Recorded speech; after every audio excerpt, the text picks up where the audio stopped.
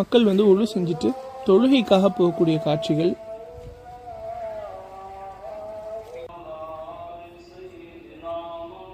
மக்கள் பாருங்க, மகரிபுடைய தொழுகைக்காக குழுமி இருக்காங்க.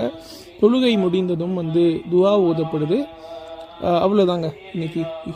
ஸோ ரமலான் பிறை 1 நோன்பு நோற்று அதனுடைய இஃப்தாரை பூர்த்தி செஞ்சுட்டு தொழுகையும் முடிச்சுட்டு மக்கள் அவங்களுடைய இல்லங்களுக்கு திரும்பக்கூடிய காட்சிகள்.